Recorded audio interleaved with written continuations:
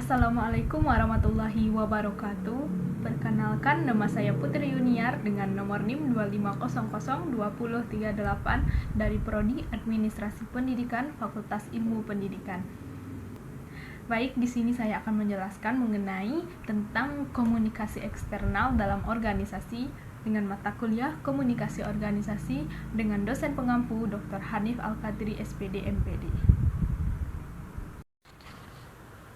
Baik, di sini saya akan menjelaskan mengenai pengertian komunikasi eksternal dalam organisasi.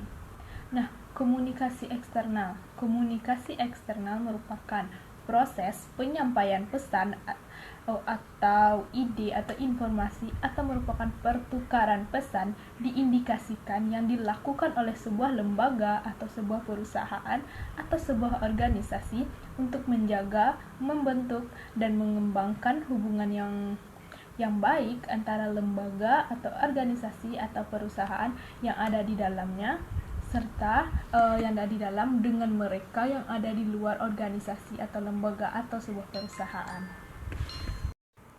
Secara prinsip, komunikasi eksternal merupakan kegiatan yang dilakukan oleh perusahaan atau antara perusahaan atau organisasi dengan semua orang yang terlibat yang ada di luar lingkup organisasi itu atau di luar lingkup perusahaan.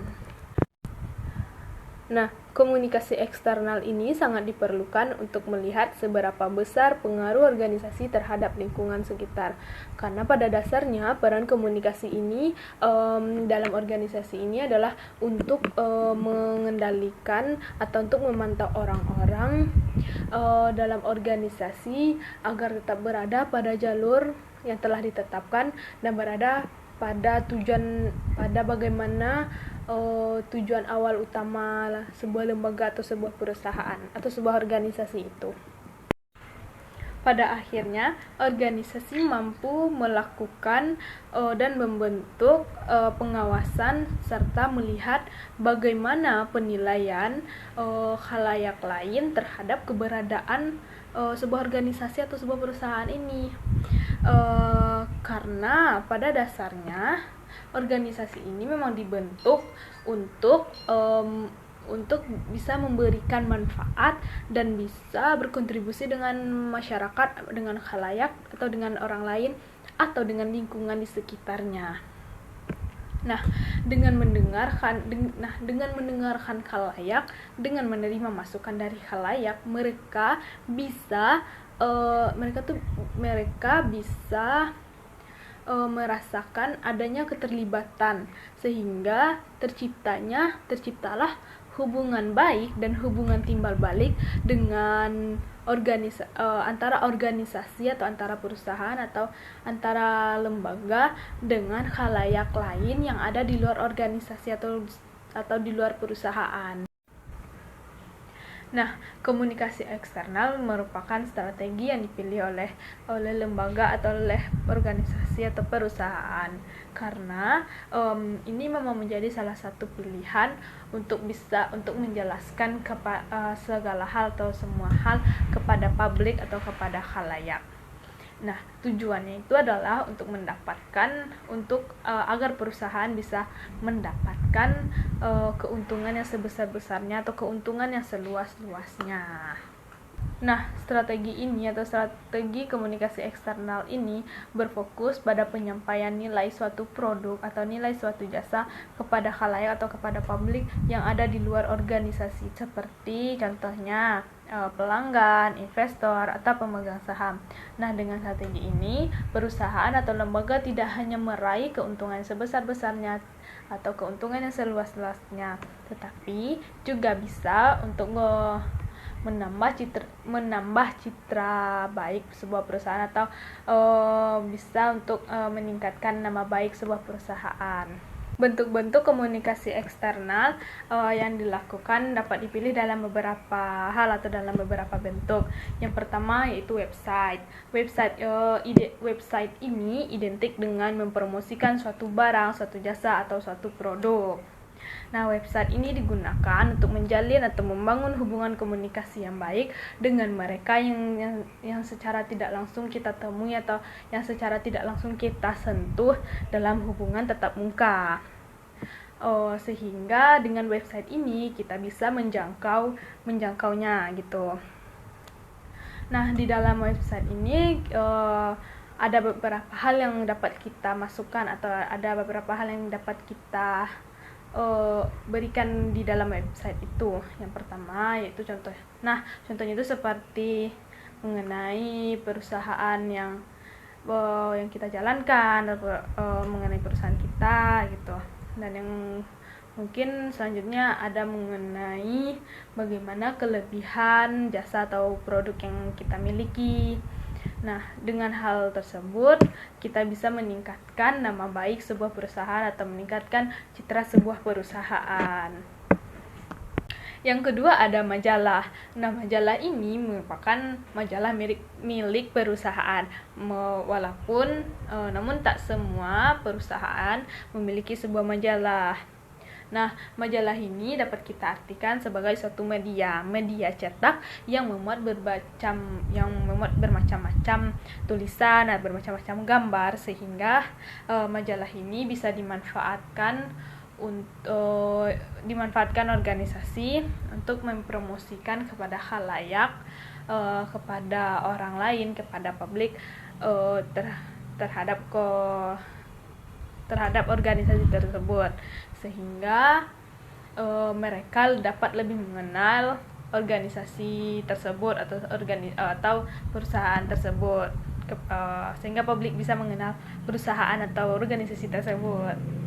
Nah, majalah ini mempunyai kelebihan, yaitu di mana sebuah organisasi akan menjadi tampak lebih menarik, lebih full color gitu, bisa tahan lama dan isinya bisa lebih detail sesuai dengan keinginan perusahaan tersebut. Namun setiap kelebihan pasti ada kekurangannya. Nah, kekurangannya itu adalah organisasi atau perusahaan ini dituntut untuk mempunyai budget lebih dalam membuat atau dalam mencetak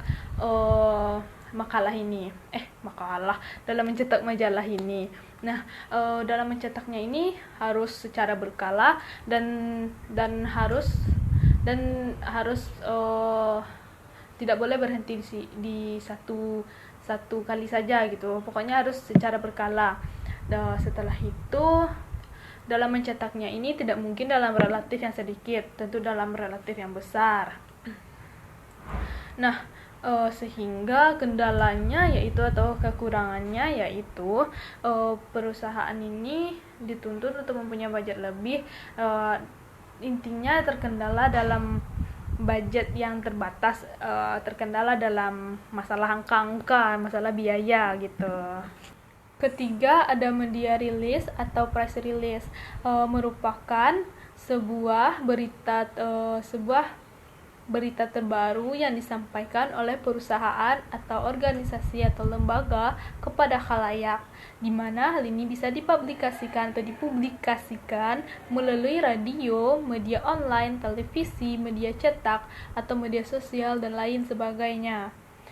Selain berita terbaru, press release atau media rilis ini juga berisi mengenai informasi-informasi yang memang belum banyak diketahui oleh para khalayak lain. Nah, biasanya press release ini hanya memuat satu berita penting saja. Mengapa hanya satu berita penting? Karena agar memudahkan para khalayak untuk mengingatnya, sehingga mereka tidak lupa mengenai berita tersebut. Keempat, ada brosur atau poster. Brosur bersifat sederhana dan tujuannya menjadi sangat jelas. Brosur ini lebih simpel dari yang lain. Isi dari brosur juga langsung menjurus ke satu titik masalah, sehingga orang lain dapat memahami isinya secara umum dalam sekali baca.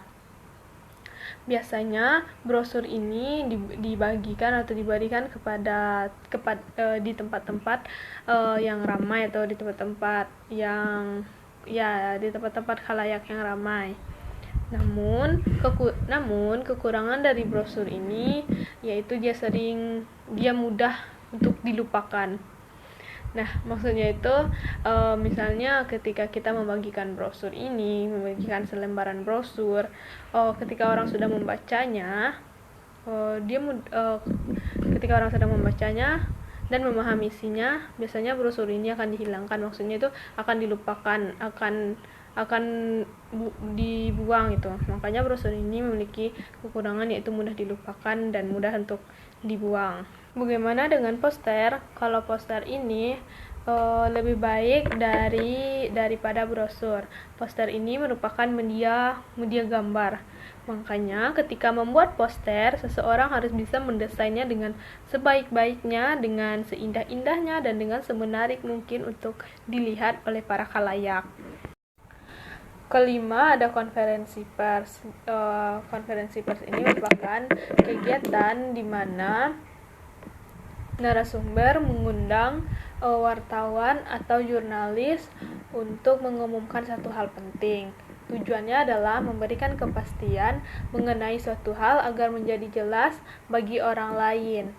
Nah, konferensi pers ini dimulai dengan pernyataan-pernyataan dari wartawan atau dari jurnalis yang sudah ditentukan oleh lembaga, dan yang sudah dipilih oleh lembaga, dan selanjutnya dilanjutkan dengan sesi tanya jawab. Konferensi pers juga bertujuan untuk mempromosikan suatu produk terbaru perusahaan, sehingga hal ini dapat menguntungkan bagi semua pihak. Narasumber harus bisa bekerja sama dengan baik antara perusahaan dengan wartawan atau jurnalis, dan dengan tempat atau ruang tempat kita merilis, termasuk dengan juru tulisnya, untuk bisa mempublish berita yang kita inginkan. Untuk kondisi sekarang, live event sangat dibutuhkan atau sangat dimanfaatkan oleh beberapa perusahaan atau lembaga karena bersentuhan langsung dengan beberapa khalayak atau dengan orang lain secara langsung, di mana mereka kita jadikan sebagai target market utama kita. Nah, live event ini mengangkat program berbagai macam kegiatan atau berbagai macam program, di mana kegiatan atau program ini mencakup berbagai macam cara menyampaikan produk atau berita yang ingin kita sampaikan atau yang ingin kita publish. Materi terakhir yaitu alasan yang menguntungkan kenapa komunikasi eksternal dilakukan. Itu yang pertama adalah komunikasi eksternal merupakan cara untuk membentuk persepsi dan opini publik.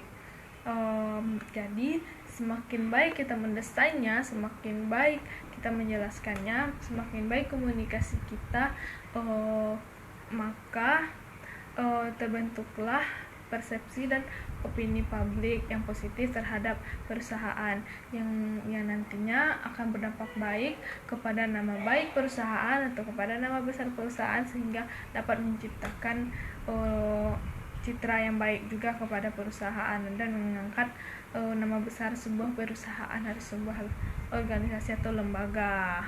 Yang terakhir yaitu dengan komunikasi eksternal yang baik, sebuah lembaga atau sebuah organisasi dapat atau mampu memilih bagaimana media yang tepat untuk melakukan komunikasi eksternalnya, maka dia akan mampu untuk menjelaskan dan mampu untuk menjangkau pelanggannya yang baru. Dan yang terakhir yaitu dengan komunikasi eksternal yang baik, sebuah perusahaan atau sebuah lembaga dapat mampu memilih jenis yang tepat, jenis media yang tepat untuk melakukan komunikasi eksternal, maka dia akan mampu, dia akan bisa menjangkau dan mampu untuk menjangkau atau mendapatkan pelanggan baru. Baik, mungkin segitu saja materi yang bisa saya sampaikan terkait komunikasi eksternal dalam organisasi. Saya Putri Yuniar. Bila ada salah dan janggalnya saya minta maaf kepada Allah, saya mohon ampun, dan semoga kekurangan saya bisa dimaafkan. Saya sudahi dengan wabillahi taufiq wal hidayah. Wassalamualaikum warahmatullahi wabarakatuh.